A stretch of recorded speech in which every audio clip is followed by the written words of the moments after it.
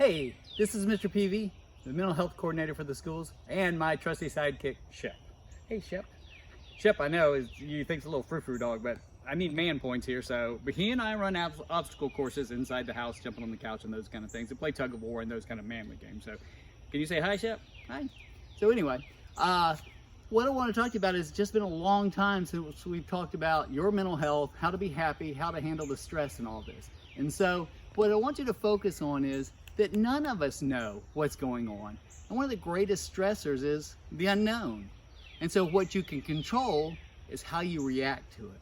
So there's no point thinking of the future that you don't know and dreading things.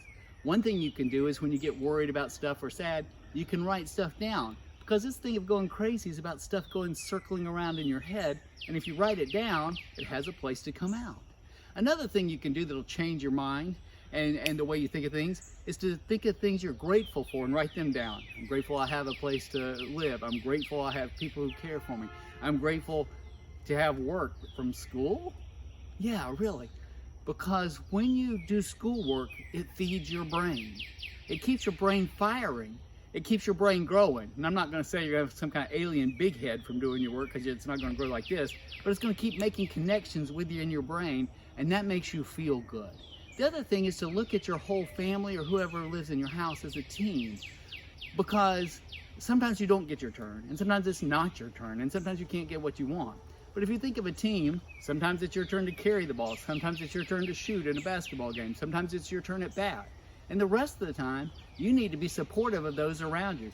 The adults and other kids in your house are going through just as much stress as you are, and you need to be patient and thankful for when it's your turn and grateful that other people are there to take care of you. And it's like being in the band. You have a solo sometimes, and sometimes you're the support person. So just think about those things, that it's a group effort, and everybody's going through something different.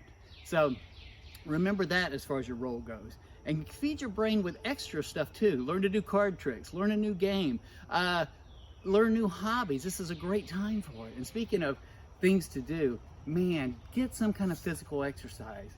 The myth is that exercise makes you tired. The truth is, hard exercise gives you energy because it gets your heart beating. Like that heartbeat thing?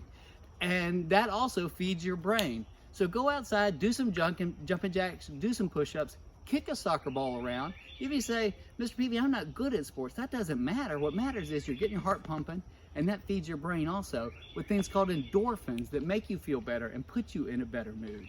So the big deal is, take care of your emotions. If you're having problems or struggling, there's some resources on the school district website of people to text or call. You can email me at my email address is on the website too. Talk to your parents about how to reach out to someone. Call someone at your school to get you some help. We're not in this alone. We're in this together. None of us know what's going to happen, but your attitude affects how you handle it and how you feel. So take care of yourselves. And Shep wanted to say something. Bye, go take care. Oh, sorry. Bye.